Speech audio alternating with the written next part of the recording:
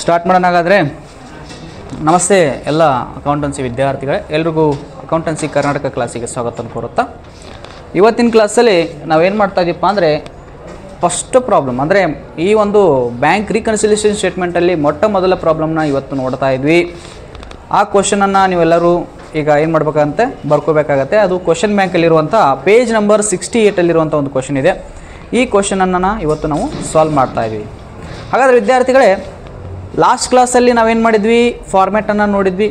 ಅದರ ಹಿಂದಿನ ಕ್ಲಾಸಲ್ಲಿ ಮೀನಿಂಗ್ ನೋಡಿದ್ವಿ, ಫೀಚರ್ಸ್ಗಳನ್ನ ನೋಡಿದ್ವಿ, ಬ್ಯಾಂಕ್ ರೀಕನ್ಸಿಲಿಯೇಷನ್ ಸ್ಟೇಟ್ಮೆಂಟ್ ಯಾವ ರೀತಿ ವರ್ಕ್ ಆಗುತ್ತೆ ಮತ್ತು ಪಾಸ್ಬುಕ್ಗೆ ಮತ್ತು ಕ್ಯಾಶ್ ಬುಕ್ಗೆ ಏನು ಡಿಫ್ರೆನ್ಸ್ ಇದೆ, ಇದ್ರ ಬಗ್ಗೆ ನಾವೆಲ್ಲ ಲಾಸ್ಟ್ ಕ್ಲಾಸಲ್ಲಿ ತಿಳ್ಕೊಂಡಿದ್ವಿ. ಇನ್ನೂ ಆ ವಿಡಿಯೋನ ಯಾರು ನೋಡಿಲ್ಲ ಅಂಥ ವಿದ್ಯಾರ್ಥಿಗಳು ಅದನ್ನು ನೋಡ್ಕೊಂಬಂದ್ಬಿಟ್ಟು ಈ ಒಂದು ಕ್ಲಾಸ್ನ ನೋಡಿದರೆ ಒಳ್ಳೆಯದಾಗುತ್ತೆ. ಯಾಕಂದರೆ ಡೈರೆಕ್ಟು ಈ ಕ್ಲಾಸಿಂದ ನೀವು ಸ್ಟಾರ್ಟ್ ಮಾಡಿದರೆ ಫಸ್ಟ್ ಟೈಮ್ ವಿಡಿಯೋ ನೋಡ್ತಾ ಇದ್ದರೆ ನಿಮಗೆ ಇದು ಅಂಡರ್ಸ್ಟ್ಯಾಂಡ್ ಆಗಲ್ಲ. ಸೊ ಹಿಂದಿನ ತರಗತಿಗಳನ್ನ ನೋಡಿಕೊಂಡು ಈ ಒಂದು ವಿಡಿಯೋಗಳಿಗೆ ಬನ್ನಿ ಅಂತ ಹೇಳ್ತಾ ಇವತ್ತಿನ ಕ್ಲಾಸ್ನ ನಾನು ಸ್ಟಾರ್ಟ್ ಮಾಡ್ತಾ ಇದ್ದೀನಿ. ಹಾಗಾದರೆ ಸೊ ನೋಡಿ, ಕ್ವಶನ್ ಬ್ಯಾಂಕಲ್ಲಿರುವಂಥ page number 68 bank reconciliation chapter ಅಂತ ಇದೆ. ಅಲ್ಲಿ 1 ಮಾರ್ಕ್ಸು 2 ಮಾರ್ಕ್ಸ್ ಕ್ವಶನ್ಸ್ ಕೆಳಗಡೆ ಒಂದು ಹೆಡ್ಡಿಂಗ್ ಕೊಟ್ಟಿದ್ದಾರೆ. ಸೆಕ್ಷನ್ ಡಿ 12 ಮಾರ್ಕ್ಸ್ ಪ್ರಾಬ್ಲಮ್ಸ್ ಅಂತ ಒಂದು ಕ್ವಶನ್ನ ಕೊಟ್ಟಿದ್ದಾರೆ. ಓಕೆ, ಹಾಗಾದರೆ ಸ್ಟಾರ್ಟ್ ಮಾಡ್ತಾ ಇದ್ದೀನಿ. ನೋಡಿ, ಕ್ವಶನ್ನ ನೋಡ್ಕೊಳ್ಳಿ first. From the following particulars of mister Vinod prepare bank reconciliation statement as on March 31, 2017. Vinod ಅಂತ ಇದ್ದಾನೆ, ಅವನ ಒಂದು ಬ್ಯಾಂಕ್ ರೀಕನ್ಸಿಲಿಯೇಷನ್ ಸ್ಟೇಟ್ಮೆಂಟ್ನ ಪ್ರಿಪೇರ್ ಮಾಡಿ ಅಂತ ಕೊಟ್ಟಿದ್ದಾರೆ. ಸೊ ಹಾಗಾದರೆ ಅದರಲ್ಲಿ ನಂಬರ್ ಎ ಕೊಟ್ಟಿದ್ದಾರೆ, bank balance as per cash book. So ನಾನು ಏನು ಮಾಡ್ತೀನಿ, ಹೇಳ್ಕೊತ ಬರ್ಸ್ಕೊತ ಹೋಗ್ತೀನಿ, ಇಲ್ಲ ಒಂದು ಸರಿ ಓದ್ತೀನಿ, ಅದನ್ನು ನೋಡ್ಕೊಂಬಿಡಿ. ನಂಬರ್ 2 ಕ್ವಶನ್ ಬ್ಯಾಂಕಲ್ಲಿರುವಂಥ page number 68 number B, cheque issued but not yet presented for payment ಇದೆ. Dividend on sales collected by the bank and credited in the passbook ಅಂತ ಕೊಟ್ಟಿದ್ದಾರೆ. Bank charges debited in passbook only ಅಂತ ಕೊಟ್ಟಿದ್ದಾರೆ. Cheque deposited into bank but not yet collected by the bank ಅಂತ ಕೊಟ್ಟಿದ್ದಾರೆ. So next interest credited in the passbook only. ಅದೇ ರೀತಿ number G, insurance premium paid directly by the bank understanding advice ಅಂತ ಕೊಟ್ಟಿದ್ದಾರೆ. ಇಷ್ಟು ಮಾತ್ರ ಏನಿದೆ, ನಮ್ಮದು ಒಂದು ಕ್ವಶನ್ ಇದೆ. ಅದರ ಕೆಳಗಡೆ ಒಂದು ಆನ್ಸರ್ ಕೊಟ್ಟಿದ್ದಾರೆ. ಎಷ್ಟಪ್ಪ ಅಂದರೆ bank balance as per passbook ಅಂತ ಕೊಟ್ಟಿದ್ದಾರೆ. 58,100 ಬರಬೇಕು. ಸೊ ಈ ರೀತಿ ನಮ್ಮದೊಂದು ಕ್ವಶನ್ ಇದೆ. ಇದನ್ನು ನಾನು ಏನು ಮಾಡ್ತೀನಿ, ಫಸ್ಟು ಎಲ್ಲನೂ ಬರ್ಕೊತ ಹೋಗ್ತೀನಿ. ಸೊ ಸಿಂಪಲ್ ಇದೆ, ಆ್ಯಸ್ ಇಟ್ ಈಸು ಅದು ಹೆಂಗೆ ಕೊಟ್ಟಿದ್ದಾರಲ್ಲ ಅದೇ ರೀತಿ ನಾವು ಏನು ಮಾಡಬೇಕು, ಈ ಫಾರ್ಮ್ಯಾಟಲ್ಲಿ ಬರೆದ್ರೂ ಕೂಡ ನಮಗೆ ಮಾರ್ಕ್ಸ್ ಸಿಗುತ್ತೆ ಅಂತ ಹೇಳ್ತಾ ಆ ಒಂದು ಫಾರ್ಮ್ಯಾಟ್ನ ಬರಿತಾ ಇದ್ದೀನಿ. ಸೊ ಫಸ್ಟ್ ನಂಬರ್ ಎ ಕೊಟ್ಟಿದ್ದಾರೆ, bank balance as per cash book. Bank balance as per cash book. Bank balance as per cash book 50,000. Always ಇದು ಪ್ಲಸ್ಸಲ್ಲಿ ಇರುತ್ತೆ. Okay, cheque issued but not yet presented for payment. Number B, cheque issued but not yet presented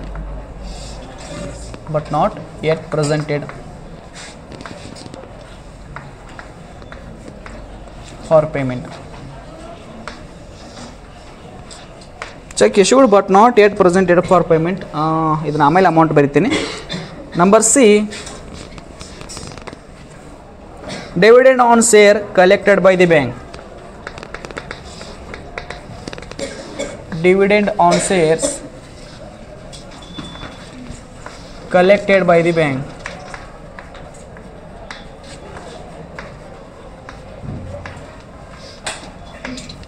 Collected by the bank and credited in passbook only. And credited in passbook only.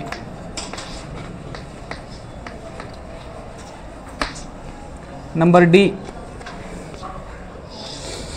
bank charges debited in passbook only.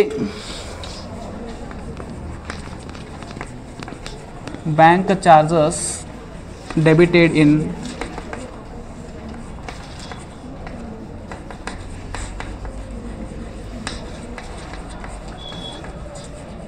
Bank charges debited in passbook only. ಇದು ಎಕ್ಸಾಮ್ಗೆ 12 ಮಾರ್ಕ್ಸಿಗೆ ಬರುತ್ತೆ.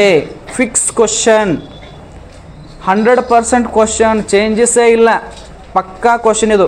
ಎಕ್ಸಾಮ್ಗೆ ಕರ್ನಾಟಕದಲ್ಲಿ ನಡೆಯುವಂಥ ಎಲ್ಲ ಕಾಲೇಜುಗಳಲ್ಲಿ ನಡೆಯುವಂಥ 12 marks problem ಈ ಕ್ವಶನ್ ಬಂದೇ ಬರುತ್ತೆ. ಕ್ವಶನ್ನಲ್ಲಿ ಏನು ಕೊಟ್ಟಿರ್ತಾರೆ, ಈ ಫಾರ್ಮ್ಯಾಟ್ ಹಾಕಿ ಯಾಸ್ ಇಟ್ ಈಸ್ ಬರೆದ್ರೂ ನಿಮಗೆ 5 ರಿಂದ 6 ಮಾರ್ಕ್ಸ್ ಕೊಡ್ತಾರೆ. ಅರ್ಥ ಆಗ್ತಿದೆ ಹೇಳೋದು? ಎಲ್ಲರಿಗೂ ಹೇಳ್ತಾ ಇದ್ದೀನಿ, ನಿಮಗೂ ಹೇಳ್ತಾ ಇದ್ದೀನಿ, ನಿಮಗೂ ಹೇಳ್ತಾ ಇದ್ದೀನಿ. ಯಾವುದೇ ಕಾಲೇಜಲ್ಲಿಯೂ ಕೂಡ ಕ್ವಶನ್ ಹೆಂಗಿದೆಯಲ್ಲ ಅದೇ ರೀತಿ ಬರೆಯೋದು, ಕಾಲಮ್ ಹಾಕೋದು, ಹಂಗೆ ಬಿಟ್ರೂ 6 ಮಾರ್ಕ್ಸ್ ಕೊಡ್ತಾರೆ. ಇಲ್ಲಪ್ಪ ನಮ್ಗೆ ಗೊತ್ತಾಗಲಿಲ್ಲ, ಏನೂ ಗೊತ್ತಾಗ್ತಿಲ್ಲ, ಪ್ಲಸ್ ಯಾವುದು ಮೈನಸ್ ಯಾವುದು ಗೊತ್ತಾಗ್ತಿಲ್ಲ ಅಂದರೆ ಎಲ್ಲನೂ ಪ್ಲಸ್ಸಲ್ಲೇ ಅಮೌಂಟ್ ಬರೆದ್ಬಿಡಿ, ಮೈನಸಲ್ಲಿ ಬರೆಯೋಕ್ಕೆ ಹೋಗ್ಬಿಡಿ. ಯಾಕಂದರೆ ಆಲ್ರೆಡಿ ಒಂದು ಪ್ಲಸ್ ಇರುತ್ತೆ ಇಲ್ಲಿ. ಒಂದಂತೂ 2 ಮಾರ್ಕ್ಸ್ ಅಂತ ಇಲ್ಲಿ ಸಿಕ್ತು. ಒಂದು ಕ್ವಶನ್ಗೆ 2 ಮಾರ್ಕ್ಸ್ ನೆನ್ಪಿಟ್ಕೊಳ್ಳಿ. ಎಷ್ಟು? ಒಂದು ಎಂಟ್ರಿಗೆ 2 ಮಾರ್ಕ್ಸ್ ಕೊಡ್ತಾರೆ. ಈಗ ಅಲ್ಲಿ 2 ಮಾರ್ಕ್ಸ್ ಸಿಕ್ತು, ಇದು ಪ್ಲಸ್ ಇತ್ತಾ 2 ಮಾರ್ಕ್ಸ್ ಸಿಕ್ತು. ನೀವೆಲ್ಲನೂ ಪ್ಲಸ್ಸಲ್ಲಿ ಬರ್ಕೊಂಬಿಡಿ, ಟ್ಯಾಲಿ ಮಾಡೋಕ್ಕೆ ಹೋಗ್ಬಿಡಿ, ನಿಮ್ಗೆ 2 ಮಾರ್ಕ್ಸ್ ಕೊಡ್ತಾರೆ. ಅಂದರೆ ಒಂದು 5-6 ಮಾರ್ಕ್ಸ್ ಆದರೂ ಸಿಗುತ್ತೆ. ಗೊತ್ತಾಗಲಿಲ್ಲ ಅಂದರೆ, ಗೊತ್ತಿತ್ತು ಅಂದ್ರೆ ಓಕೆ, ಅದಕ್ಕೆ ಟ್ರೈ ಮಾಡಿ ಅಂಡರ್ಸ್ಟ್ಯಾಂಡ್ ಮಾಡ್ಕೊಳ್ಳೋಕ್ಕೆ. ಸೊ ನೆಕ್ಸ್ಟ್ ಎಲ್ಲಿಗೆ ಬಂತು? ನಂಬರ್ ಡಿ ಆಯಿತು. Number E cheque deposited into bank but not collected by the bank. Okay, number E ಆಯಿತು. Number F interest credited in the passbook.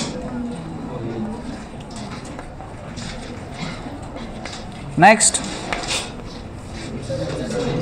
insurance premium paid by bank directly. Number F ಇದೆ. Number G insurance premium paid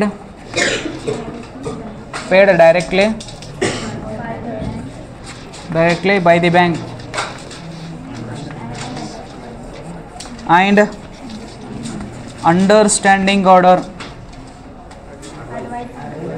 understanding advice.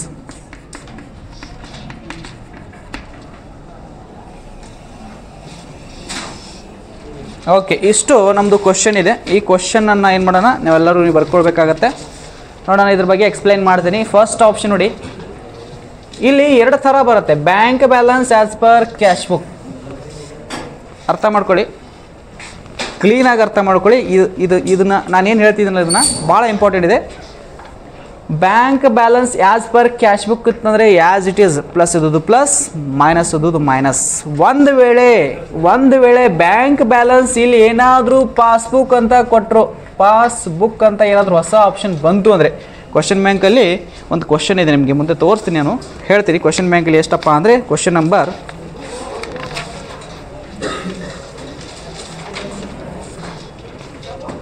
Question number 9 ನೋಡಿ. Question number 9 number A ಏನು ಕೊಟ್ಟಿದ್ದಾರೆ, bank balance as per passbook. Question number 9ಇಂದ ಏನಾಗುತ್ತೆ, different problems ಬರ್ತವೆ. ಈಗ ನಾನು ಹೇಳೋದನ್ನು ಸ್ವಲ್ಪ ಕ್ಲೀನಾಗಿ ಅರ್ಥ ಮಾಡ್ಕೊಳ್ಳಿ. ಇದು ಕೂಡ ಒಂದು basic terms. Bank balance as per cash book ಇದ್ದರೆ ಏನೂ ಪ್ರಾಬ್ಲಮ್ ಇಲ್ಲ, ಆ್ಯಸ್ ಇಟ್ ಈಸ್. ಪ್ಲಸ್ ಇದ್ದದ್ದು ಪ್ಲಸ್ ಇರುತ್ತೆ, ಮೈನಸ್ ಇದ್ದದ್ದು ಮೈನಸ್ ಇರುತ್ತೆ. ಅರ್ಥ ಆಯ್ತಾ? Bank balance as per passbook ಅಂತ ಇಲ್ಲಿ ಬಂದು ಬಾಕಿ ಎಲ್ಲ ಏನಾಗ್ತಾವೆ ಅಂದರೆ, ನಮ್ಗೆ ಇದು ಪ್ಲಸ್ ಆಗ್ತಿತ್ತಂದರೆ ಮೈನಸ್ ಸೈಡ್ ಬರೀಬೇಕು, ಇದು ಮೈನಸ್ ಆಗ್ತಿತ್ತಂದರೆ ಪ್ಲಸ್ ಸೈಡ್ ಬರೀಬೇಕು, ಎಲ್ಲ ಉಲ್ಟಾ ಬರೀಬೇಕು. ಮೊದಲು ಏನು ಆಗ್ತಿತ್ತಲ್ಲ ಅದನ್ನು ವಿರುದ್ಧ ಬರೀಬೇಕು. ಯಾವಾಗ? ಪಾಸ್ಬುಕ್ ಬಂದಾಗ. ಈಗ ಅದು ಬಂದಿಲ್ಲ, ಅದ್ರ ಬಗ್ಗೆ ತಲೆ ಕೆಡಿಸ್ಕೊಡಿ. ಆ್ಯಸ್ ಇಟ್ ಈಸ್ ಸಿಂಪಲ್ ಇದೆ. ಸೊ ಇದು ಯಾವಾಗಲೂ ಪ್ಲಸ್ ಇರುತ್ತೆ. ಸೊ ನೆಕ್ಸ್ಟ್ ಹೋಗ್ತಾ ಇದ್ದೀನಿ. Dividend on sales collected by the bank and credited in passbook only. Sorry cheque issued but not yet presented for payment. Cheque issued but not yet presented for payment. ನಾವು ಒಬ್ಬರಿಗೆ ಚೆಕ್ನ ಕೊಟ್ಟಿದ್ದೀವಿ, check ತೊಗೊಂಡೋಗಿ ಮನೇಲಿ ಇಟ್ಕೊಂಡು ಕೂತವ್ರೆ, ಬ್ಯಾಂಕಿಗೆ ಹೋಗಿಲ್ಲ, ಏನಾಗತ್ತೆ? ಪ್ಲಸ್ ಆಗುತ್ತಾ ಮೈನಸ್ ಆಗುತ್ತಾ? ಅದನ್ನು ನಿಮಗೆ ತಿಳಿಸ್ಕೊಡ್ತೀನಿ ನಾನು ಮತ್ತೆ ಒಂದು ಸರಿ ಸಿಂಪಲ್ಲಾಗಿ. ಇಲ್ಲಿ ನೋಡಿ, ಕಾಣಿಸುತ್ತಲ್ಲ ಇಲ್ಲಿ,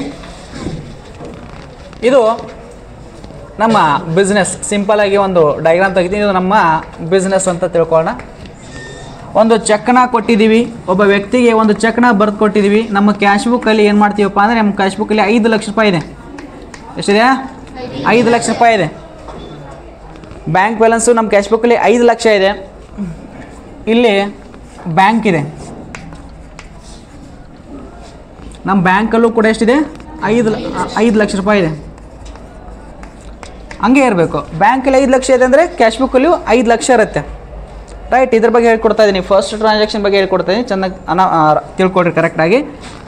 5 ಲಕ್ಷದಲ್ಲಿ 15,000 ಬೇಡ, 60,000 ರೂಪಾಯಿ ಚೆಕ್ಕನ್ನು ಕೊಟ್ಟೆ ಯಾವುದೋ ವ್ಯಕ್ತಿಗೆ, ಏನೋ ವ್ಯಕ್ತಿಗೆ ಕೊಟ್ಟೆ. ನಮ್ಮ ಕ್ಯಾಶ್ ಬುಕ್ಕಲ್ಲಿ ಮೈನಸ್ ಮಾಡ್ತೀವೋ ಪ್ಲಸ್ ಮಾಡ್ತೀವೋ? ಫಸ್ಟಿಗೆ ನಾನು ಹೇಳಿದೆ ನಮ್ಮ ಮ್ಯಾನೇಜರ್ಗೆ ಅಥವಾ ನಮ್ಮ ಕ್ಯಾಶರ್ಗೆ, ನಾನು 60,000 ರೂಪಾಯಿ ಚೆಕ್ ಕೊಟ್ಟಿದ್ದೀನಿ, ನಮ್ಮ ಕ್ಯಾಶ್ ಬುಕ್ಕಲ್ಲಿ 60,000 ರೂಪಾಯಿ ಮೈನಸ್ ಮಾಡಿಬಿಡು ಅಂತ ಹೇಳಿದರು. ಹಾಗಾದರೆ ಎಷ್ಟಾಯಿತು? 60,000 ರೂಪಾಯಿ ಮೈನಸ್ ಮಾಡಿದಾಗ 5 ಲಕ್ಷದಲ್ಲಿ 60,000 ಮೈನಸ್ ಮಾಡಿದಾಗ ಎಷ್ಟಾಯಿತು? 4,40,000 ಉಳಿತು ನಮ್ಮ ಅಕೌಂಟಲ್ಲಿ. ಬ್ಯಾಂಕಲ್ಲಿ ಎಷ್ಟಿದೆ? ಓಕೆ, ಚೆಕ್ ತೊಗೊಂಡ ಮನೆಗೆ ಹೋದ ಅದನ್ನಲ್ಲೇ ಮರ್ತುಬಿಟ್ಟ. ಒಂದು ಯಾವುದೋ ಕವರಲ್ಲಿ ಹಾಕಿಟ್ಟಿದ್ದ. 1 ದಿನ ಹೋಯಿತು, 2 ದಿನ ಹೋಯಿತು, 1 ತಿಂಗಳು ಹೋಯಿತು, 2 ತಿಂಗಳು ಹೋಯಿತು, ಮರ್ತೇ ಬಿಟ್ಟಿದ್ದ, ನಾನು ಚೆಕ್ ವಿಡ್ರಾ ಮಾಡಿಲ್ಲ. ಸೊ ಏನಾಯ್ತು ಅವಾಗ ಈ ವ್ಯಕ್ತಿ ಬ್ಯಾಂಕಿಗೆ ಹೋಗಿ ಚೆಕ್ ಮಾಡ್ತಾನೆ. ಅವನ ಅಮೌಂಟ್ ಎಷ್ಟಿರುತ್ತೆ? 5 ಲಕ್ಷ ಇರುತ್ತೆ, ಮೈನಸ್ ಆಗಿರಲ್ಲ. ಸೊ ವಾಪಸ್ ಬಂದು ಕ್ಯಾಶ್ ಬುಕ್ಕಲ್ಲಿ ಏನು ಮಾಡ್ತಾನೆ? ವಾಪಸ್ ಬಂದ ಬ್ಯಾಂಕಿಂದ ಬಂದ ಹೇಳಿದ ಅವನಿಗೆ, ನೋಡಪ್ಪ ನಾನು ಕೊಟ್ಟಂಥ ಚೆಕ್ಕು ವಿಡ್ರಾ ಆಗಿಲ್ಲ. ಸೊ ಏನು ಮಾಡಿ ಇವಾಗ ಅದನ್ನ 60,000 ರೂಪಾಯಿ ಪ್ಲಸ್ ಮಾಡಿಬಿಡು, ನೋಡೋಣ ಮುಂದೆ ಅಂತ ಹೇಳ್ಬಿಡಿ ಪ್ಲಸ್ ಮಾಡಿಬಿಡ್ತಾನೆ. ಮತ್ತೆ ಎಷ್ಟಾಯ್ತು ಅಮೌಂಟು? 5 ಲಕ್ಷ ಬಂತು. ಅರ್ಥ ಆಯ್ತಲ್ಲ? ಸೊ ಹಾಗಾದ್ರೆ ಏನಾಗುತ್ತೆ? Cheque issued but not yet presented ಅಂದರೂ ಒಂದೇ, cheque issued but not yet cashed ಅಂದರೂ ಒಂದೇ. ಅರ್ಥ ಆಯ್ತಾ? Cheque issued but not yet presented for payment, cheque issued not yet presented for payment, not yet cashed ಅಂತವ್ರು ಕರಿತೀವಿ. ಅರ್ಥ ಆಯ್ತಲ್ಲ? ಹೇಳಿ ಎಲ್ಲರೂ ಜೋರ್ಸೆ. ನಂಬರ್ 1,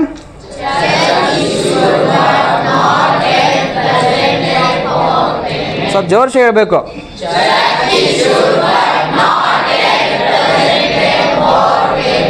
ಎಷ್ಟಿದೆ ಅಮೌಂಟು? 6,000. ಅಂಡರ್ಸ್ಟ್ಯಾಂಡ್ ಆಯ್ತಾ ಎಲ್ಲರಿಗೂ? ನೆಕ್ಸ್ಟ್ ಹೋಗ್ತಾ ಇದ್ದೀನಿ. ಡಿವಿಡೆಂಡ್ ಅಂದರೆ ಲಾಭಾಂಶ. ಈ ಕಡೆ ಕೇಳ್ರಿ, ಡಿವಿಡೆಂಡ್ ಅಂದರೆ ಲಾಭಾಂಶ. ಯಾವುದ್ರ ಮೇಲೆ ಲಾಭಾಂಶ ಬಂತು? ಶೇರ್ಗಳ ಮೇಲೆ ಲಾಭಾಂಶ ಬಂತು. ಶೇರ್ ಅಂದರೆ ಈ ಕಂಪ್ನಿಯವರು ಶೇರಲ್ಲಿ ಅಮೌಂಟ್ನ ಇನ್ವೆಸ್ಟ್ಮೆಂಟ್ ಮಾಡಿರ್ತಾರೆ, ಶೇರಲ್ಲಿ ಅಮೌಂಟ್ ಬಂತು, ಜಾಸ್ತಿ ದುಡ್ಡು ಬಂತು, ಅದು ಬ್ಯಾಂಕಿಗೆ ಡೆಪಾಸಿಟ್ ಆಯಿತು. ಎಷ್ಟು ಡೆಪಾಸಿಟ್ ಆಯ್ತಾರೆ? 1 ಲಕ್ಷ ರೂಪಾಯಿ ಡೆಪಾಸಿಟ್ ಆಗಿದೆ. ಆದರೆ ಈ ವ್ಯಕ್ತಿಗೆ ಗೊತ್ತಾಗಿಲ್ಲ. ಬ್ಯಾಂಕಲ್ಲಿ 6 ಲಕ್ಷ ರೂಪಾಯಿ ಇದ್ದಾವೆ, ಆದರೆ ಇಲ್ಲಿ ಗೊತ್ತಿಲ್ಲ. ಅಲ್ಲಿ ಹೆಚ್ಚಿಗೆ ಆಯಿತು. ಕ್ಯಾಶ್ ಬುಕ್ಕಲ್ಲಿ ಏನು ಮಾಡಬೇಕು? ಪ್ಲಸ್ ಮಾಡ್ಬೇಕಾ ಮೈನಸ್ ಮಾಡ್ಬೇಕಾ? ಎಷ್ಟು ಪ್ಲಸ್ ಮಾಡಬೇಕು? 1 ಲಕ್ಷ ಪ್ಲಸ್ ಮಾಡಿದ್ವಿ. ಸೊ ಎಲ್ಲ ಸೇರಿಸಿ ಎಷ್ಟಾಯ್ತು ಈಗ? 6 ಲಕ್ಷ. ಸೊ ಹಾಗಾದ್ರೆ ಇಲ್ಲಿ ಏನು ಬರೀಬೇಕು? ಪ್ಲಸ್ಸಾ ಮೈನಸ್ಸಾ? ಎಷ್ಟಿದೆ ಅಮೌಂಟು? 8,000. ಓಕೆ, ಜೋರ್ಸಿ ಹೇಳಿ ಹಾಗಾದರೆ. ಹಾಂ,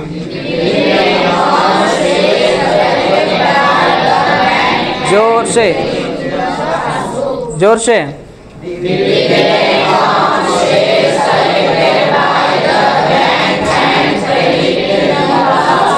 ಪಾಸ್ಬುಕ್ಕಲ್ಲಿ ಮಾತ್ರ ಕ್ರೆಡಿಟ್ ಆಗಿದೆ, ಅದನ್ನು ಏನು ಮಾಡಿಲ್ಲ, ಕ್ಯಾಶ್ ಬುಕ್ಕಲ್ಲಿ ಕ್ರೆಡಿಟ್ ಮಾಡಿಲ್ಲ, ನೀವು ಮಾಡಿಕೊಡಿ ಅಂತ ಅರ್ಥ ಅದ್ರದ್ದು. ಅರ್ಥ ಆಯ್ತಾ?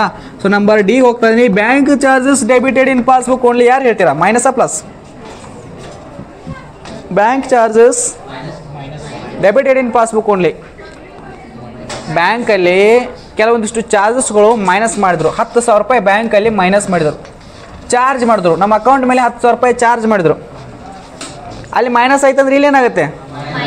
ಇಲ್ಲಿ 10,000 ರೂಪಾಯಿ ಮೈನಸ್ ಆಗಬೇಕು. ಸೊ ಅರ್ಥ ಆಗ್ತಿದೆಯಲ್ಲ? ನಾವು ಯಾವುದ್ರ ಬಗ್ಗೆ ತಿಳ್ಕೊಳ್ತಾ ಇದ್ದೀವಿ? Bank balance charge per cash book ಪ್ರಕಾರ ಬಿಡಿಸ್ತಾ ಇದ್ದೀವಿ. ಸೊ ಅದಕ್ಕಾಗಿ ಇದು ಮೈನಸ್ ಆಗುತ್ತೆ. ಅಮೌಂಟ್ ಬಂದುಬಿಟ್ಟು ಈ ಕಡೆ ಬರೀಬೇಕು. ಎಷ್ಟಿದೆ? 400. ಹೇಳಿ ಹಾಗಾದರೆ.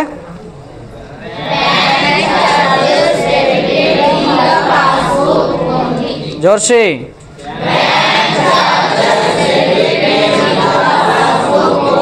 ಇದು minus or plus? Very good. Next ಹೋಗ್ತಾ ಇದ್ದೀನಿ. Cheque deposited. ಚೆಕ್ಕನ್ನು ಬ್ಯಾಂಕಿಗೆ ಡೆಪಾಸಿಟ್ ಮಾಡಿದ್ವಿ. ಯಾವ ಚೆಕ್ ಅಂತ ನಮ್ಗೆ ಗೊತ್ತಿಲ್ಲ. ಒಂದು ಚೆಕ್ ಬಂದಿದೆ, ಯಾರಾದರೂ ಕೊಟ್ಟಿದ್ದ ಚೆಕ್ಕನ್ನು ಡೆಪಾಸಿಟ್ ಮಾಡಬೇಕಾಗತ್ತೆ. ನಾವು ಡೆಪಾಸಿಟ್ ಮಾಡ್ತಾ ಇದ್ದೀವಿ ಅಂದರೆ ಅರ್ಥ ಮಾಡ್ಕೊಡ್ರಿ, ನಮ್ಗೆ ಯಾವುದೋ ಒಂದು ದುಡ್ಡು ಬಂದಿದೆ, ಆ ದುಡ್ಡನ್ನು ಏನು ಮಾಡ್ತಿದ್ವಿ ಅಂದರೆ ಆ ಚೆಕ್ಕನ್ನು ಬ್ಯಾಂಕಿಗೆ ಕೊಡ್ತಾ ಇದ್ದೀವಿ, ಅಂದರೆ ಕಲೆಕ್ಷನ್ಗೋಸ್ಕರ. To bank but not yet collected. ಚೆಕ್ಕನ್ನು ಬ್ಯಾಂಕಿಗೆ ಕೊಟ್ಟಿದ್ದೀವಿ. ನಾನು ಚೆಕ್ನ ಕೊಟ್ಟೆ, 5 ಲಕ್ಷ ರೂಪಾಯಿ ಚೆಕ್ ಬೇಡ, 6 ಲಕ್ಷ ಇತ್ತು, 50,000 ರೂಪಾಯಿ ಚೆಕ್ಕನ್ನು ಬ್ಯಾಂಕಿಗೆ ಕೊಟ್ಟಿದ್ದೀನಿ. ಎಲ್ಲಿ ಕೊಟ್ಟೆ? ಬ್ಯಾಂಕಿಗೆ ಕೊಟ್ಟೆ. ನಾನೇನು ಬರ್ಕೊಂಡೆ? ಕ್ಯಾಶ್ ಬುಕ್ಕಲ್ಲಿ 50,000 ರೂಪಾಯಿ ನನಗೆ ಜಾಸ್ತಿ ಆಗಬೇಕು ಅಂತ 6,50,50,000 ರೂಪಾಯಿ ನಾವು ಬರ್ಕೊಂಡು ಕೂತ್ಕೊಂಡಿದ್ದೀನಿ ಕ್ಯಾಶ್ ಬುಕ್ಕಲ್ಲಿ. ಸ್ಟ್ಯಾಂಡ್ ಅಪ್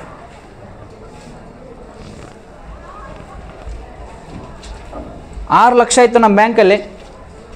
5 ಲಕ್ಷ ಚೆಕ್ಕನ್ನು ಬ್ಯಾಂಕಿಗೆ ಕೊಟ್ಟ ತಕ್ಷಣ ಏನಾಯಿತು, 6,50,000 ರೂಪಾಯಿ ಅಂತ ನಾನು ಕ್ಯಾಶ್ ಬುಕ್ಕಲ್ಲಿ ಹೇಳಿಬಿಟ್ಟೆ, ನೋಡಪ್ಪ ನಾನು ಇವತ್ತು ಏನು ಮಾಡಿದ್ದೀನಿ, ಒಂದು ಚೆಕ್ ಬಂದಿತ್ತು ಅದನ್ನು ಬ್ಯಾಂಕಿಗೆ ಕೊಟ್ಟಿದ್ದೀನಿ, ನೀನು ಏನು ಬರ್ಕೊಂಬಿಡು 6,50,000 ಬರ್ಕೊಂಬಿಡು ಅಂತ ನಾನು ಕ್ಯಾಶಿಯರ್ಗೆ ಹೇಳಿದೆ. ಆಯ್ತು ಸರ್ ಅಂತ ಅವ್ನು ಬರ್ಕೊಂಬಿಟ್ಟ. ಎಷ್ಟಾಯಿತು ನಮ್ಮ ಕ್ಯಾಶ್ ಬುಕ್ಕಲ್ಲಿ 6,50,000 ಆಯಿತು. ಬ್ಯಾಂಕಲ್ಲಿ ಎಷ್ಟಿದೆ? ಯಾಕೆ ಇನ್ನೂ ಜಾಸ್ತಿ ಆಗಿಲ್ಲ? ಯಾಕಾಗಿಲ್ಲ ಅಂದರೆ ಇಲ್ಲಿ ನೋಡಿ ಅದೇ ರೀಸನ್ ಕೊಟ್ಟಿದ್ದಾರೆ.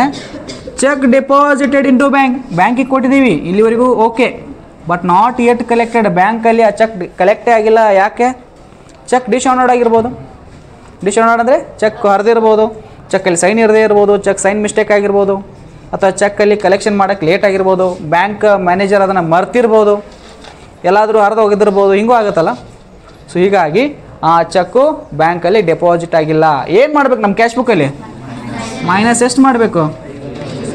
50,000 ಮೈನಸ್ ಮಾಡಿದಾಗ ಉಳಿತು ಎಷ್ಟು? ಮತ್ತೆ 6 ಲಕ್ಷ ಉಳಿತು.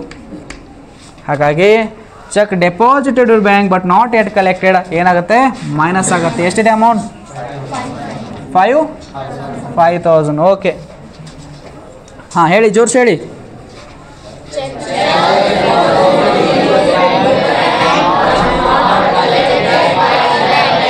Very good. ನೆಕ್ಸ್ಟ್ ಹೋಗ್ತಾ ಇದ್ದೀನಿ. Interest credited in the passbook only. Passbook only ಅಂತ ಬಂತು ಅಂದರೆ ನೆನಪಿಟ್ಕೊಳ್ಳಿ, ಅದು ಯಾವಾಗಲೂ ಪ್ಲಸ್ ಆಗುತ್ತೆ. ಇಂಟ್ರೆಸ್ಟ್ ಪಾಸ್ಬುಕ್ದಲ್ಲಿ ಇಂಟ್ರೆಸ್ಟ್ ಹಾಕಿದ್ದಾರೆ, ಬಡ್ಡಿ ಹಾಕಿದ್ದಾರೆ, ಎಲ್ಲಿ ಜಾಸ್ತಿ ಆಯಿತು, ಹಾಗಾದ್ರೆ ಕ್ಯಾಶ್ ಬುಕ್ಕಲ್ಲಿ ಏನಾಗುತ್ತೆ? ಪ್ಲಸ್ ಆಗುತ್ತೆ. ಸೊ ಎಷ್ಟಿದೆ ಅಮೌಂಟು? 500.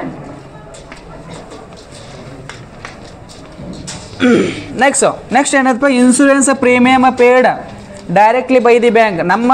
ನಮ್ಮ ಬದಲಾಗಿ ಬ್ಯಾಂಕ್ದವರು ಇನ್ಶೂರೆನ್ಸ್ ಪ್ರೀಮಿಯಮ್ನ ಕಟ್ಟಿದ್ದಾರೆ. ಬ್ಯಾಂಕ್ದಲ್ಲಿ ಮೈನಸ್ ಆಯಿತು, ಹಾಗಾದ್ರೆ ಇಲ್ಲೂ ಏನಾಗುತ್ತೆ? ಮೈನಸ್ ಆಗುತ್ತೆ. ಎಷ್ಟಿದೆ ಅಮೌಂಟು? ಎಷ್ಟಿದೆ? 1,000. ಇವಾಗ ನೀವು ಮಾಡಬೇಕಾಗಿದ್ದ ಕೆಲಸ ಏನಪ್ಪ ಅಂದರೆ ಯಾವ ಸೈಡ್ ಜಾಸ್ತಿ ಆಗುತ್ತೆ ನೋಡಿದ್ರೆ ಹೇಳ್ಬೋದು. ಯಾವ ಸೈಡ್ ಜಾಸ್ತಿ ಆಗಿದೆ? Plus or minus? ಪ್ಲಸ್. ಎಷ್ಟಾಗಿದೆ ಅಮೌಂಟ್? 64,500. ಟೋಟಲ್ ಎರಡು ಸೈಡ್ ಅಷ್ಟೇ ಬರೀಬೇಕು. 64,500 ಅಂತ ಬರೋದು. ಇದರಲ್ಲಿ ಅವು ಮೈನಸ್ ಮಾಡಿ ಎಷ್ಟು ಬರುತ್ತೆ ನೋಡಿ.